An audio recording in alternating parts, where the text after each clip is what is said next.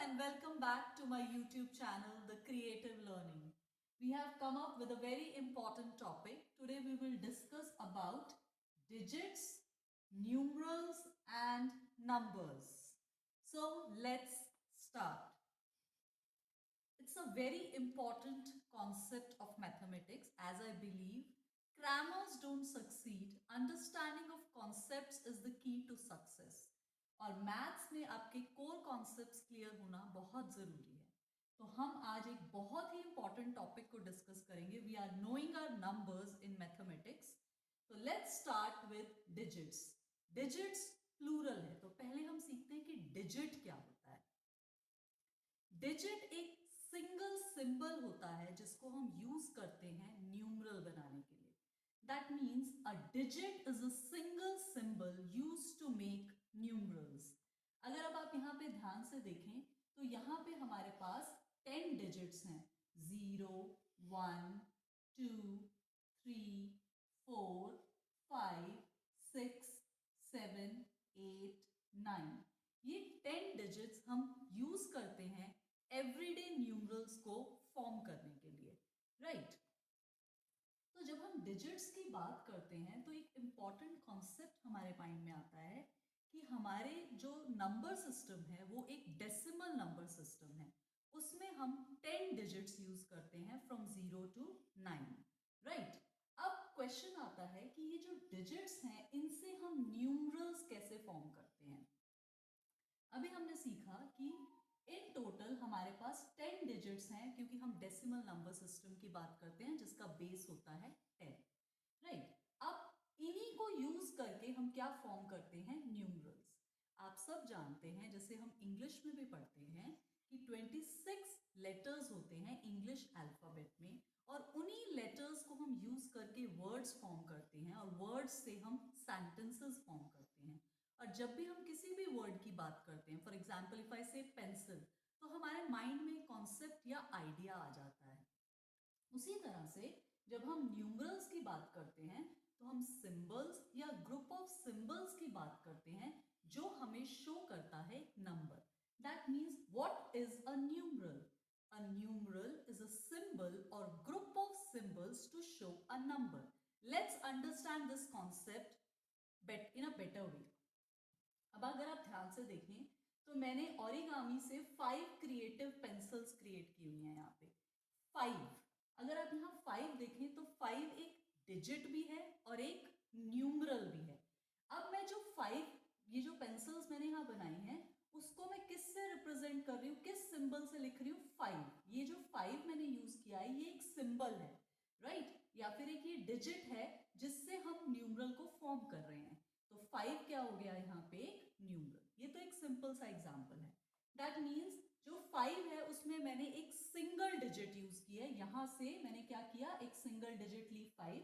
तो 5 क्या हो जाएगा, एक 1 डिजिट न्यूमरल जिसमें हमने कौन सी डिजिट यूज की, यहां से एक डिजिट उठाई 5, राइट. अब आते हैं हम नेक्स्ट. कोई जरूरी नहीं है कि हमेशा हम एक सिंगल डिजिट की बात करें. हमारे पास हमने अभी कहा कि जो न्यूमरल होता है या तो वो एक सिंबल होता है, यानी कि एक डिजिट भी हो सकती है, वो भी एक सिंबल है. ग्रुप ऑफ सिंबल्स भी हो सकता है. अगर मैं यहां से 2 डिजिट्स लेती हूं 8 और 9, राइट, 8, 9 और इनको कनेक्ट करते हैं तो हमारे पास फिर से एक न्यूमरल बनता है. ये एक 2 डिजिट न्यूमरल है. देखिए हमने यहाँ पे 2 डिजिट्स यूज किए हैं, 8 और 9. ये एक सिंबल है. अब बार बार क्वेश्चन माइंड में आता है कि हम बार बार वर्ड यूज कर रहे हैं सिंबल्स. सिंबल्स क्या होते हैं. सिंबल एक लेटर भी हो सकता है, एक साइन भी हो सकता है, एक नंबर भी हो सकता है जो रिप्रेजेंट करता है एक पर्टिकुलर थिंग को, राइट. जैसे आप मैथमेटिक्स में कुछ साइंस यूज करते हैं एडिशन के लिए, सब्ट्रैक्शन के लिए, तो ये सब क्या है, ये एक सिंबल्स हैं जिनका ऑलरेडी एक पर्टिकुलर मीनिंग है, राइट. अब हम क्या करते हैं, हम यहां से 3 डिजिट्स लेते हैं, 7, 8 एंड 1.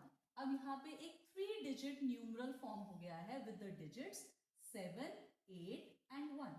तो बेसिकली कॉन्सेप्ट क्या कहता है कि डिजिट्स को यूज करके हम न्यूमरल्स फॉर्म करते हैं और डिजिट्स भी एक तरह से क्या है, सिंबल्स हैं, राइट. अगर आप यहाँ पे ध्यान से देखें तो 3, 2, 1, यहाँ पे हमने 3 भी एक डिजिट है, 2 भी एक डिजिट है 1 भी एक डिजिट है, उससे हमने क्या फॉर्म किया है, एक न्यूमरल। ये भी एक 3 डिजिट न्यूमरल है विद डिजिट्स 3, 2 एंड 1। तो हमने समझा और क्या कॉन्सेप्ट अंडरस्टैंड किया कि डिजिट जो है वो एक सिंगल सिंबल है जिसको यूज करके हम क्या बनाते हैं, न्यूमरल्स बनाते हैं। और वही न्यूमरल्स क्या है, कोई भी सिंबल या ग्रुप ऑफ सिंबल्स जो किसी नंबर को शो करते हैं उसको क्या कहा जाता है, न्यूमरल्स कहा जाता है। यानी कि डिजिट्स जो हैं वो बेसिक एलिमेंट्स हैं मैथमेटिक्स के। हम बिना डिजिट्स के we can not think about anything in mathematics, right. तो डिजिट्स एक तरह के बिल्डिंग ब्लॉक्स हैं हमारे मैथमेटिक्स के लिए। तो डिजिट्स फॉर्म न्यूमरल।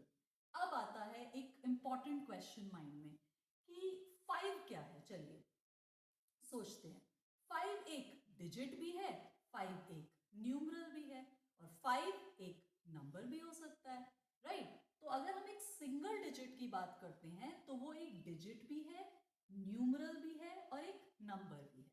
लेकिन जब हम बात करते हैं नंबर की, तो नंबर एक हमारे माइंड में एक कॉन्सेप्ट या आइडिया होता है। उस कॉन्सेप्ट या आइडिया को हम अलग अलग तरह से रिप्रेजेंट कर सकते हैं, लेकिन उसको रिप्रेजेंट करने के लिए, उसको लिखने के लिए हमें किन सिंबल्स की जरूरत पड़ती है, उन्हीं को हम न्यूमरल्स कहते हैं, राइट। चलिए अब आते हैं नंबर्स के कॉन्सेप्ट पे। बेसिकली जो नंबर्स होते हैं वो डिफाइन करते हैं किसी भी चीज की क्वांटिटी। क्वांटिटी का क्या मतलब है, हाउ मेनी, वो कितने हैं नंबर्स में, right. For example, if we take an example of these 3 books, right? If I say these 3 books are lying on a table, तो आपके माइंड में एक नंबर आ जाता है, कॉन्सेप्ट आ जाता है 3 बुक्स का। लेकिन इनको लिखने के लिए सिंबल्स चाहिए हमें, वो क्या होते हैं, न्यूमरल्स। दैट मीन्स सिंबल्स या ग्रुप ऑफ सिंबल्स जो शो करते हैं एक नंबर को, वो न्यूमरल्स हैं। लेकिन उसकी कितनी क्वांटिटी है, क्या वैल्यू है, वो क्या होता है हमारा नंबर, यानी कि हाउ मेनी। अगर अब आपसे कोई पूछे हाउ मेनी बुक्स, तो आपके माइंड में क्या आइडिया आएगा, 3। लेकिन उसको हम कैसे सिंबल्स से लिखेंगे, वो हमारे क्या होते हैं, न्यूमरल्स, राइट।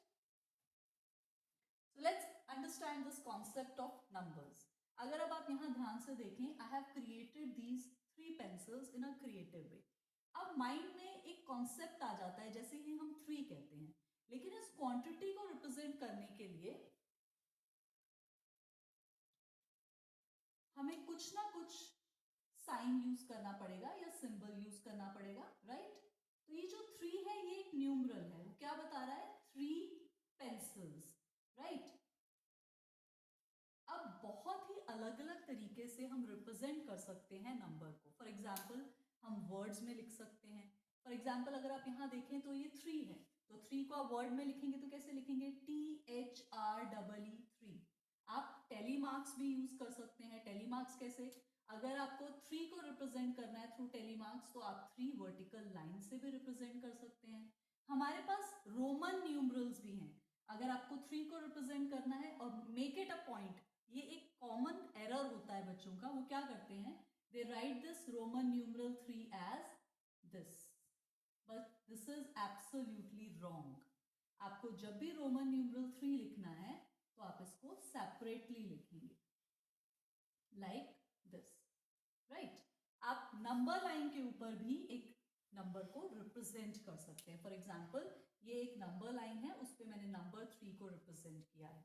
और आप एक पेन फ्रेम भी यूज कर सकते हैं to represent the number 3, right.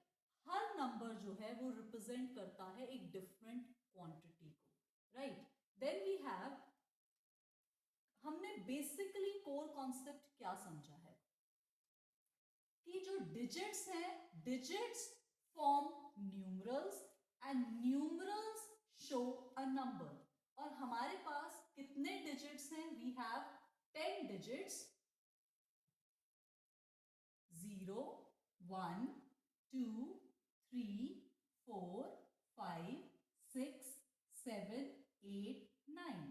ये बेसिकली सिंगल सिंबल्स हैं जिनको हम यूज करते हैं न्यूमरल्स फॉर्म करने के लिए।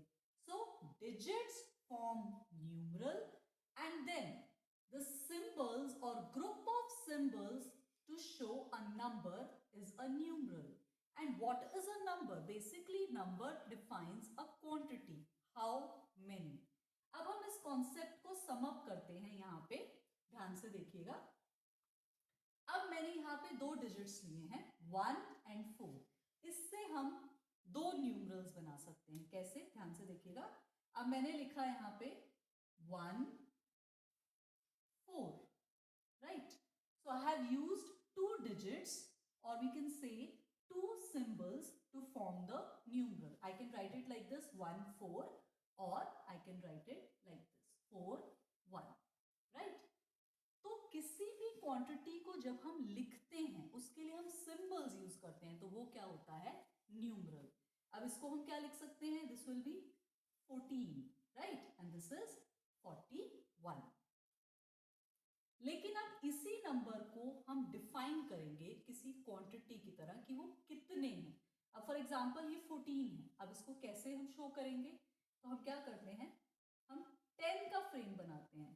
2 3 4 5 6 7 8 9 10। After 10 we will move to the next line.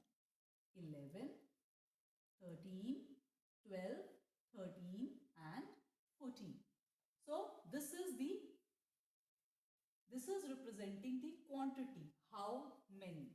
So it's a very important core concept, and you should understand this concept clearly before proceeding further in mathematics. ये core concept है. I hope this concept is clear to you. If you have any doubt, you can drop it in the comment box. Your feedback is very valuable to us. So keep watching, keep learning, be part of our creative learning journey. Bye.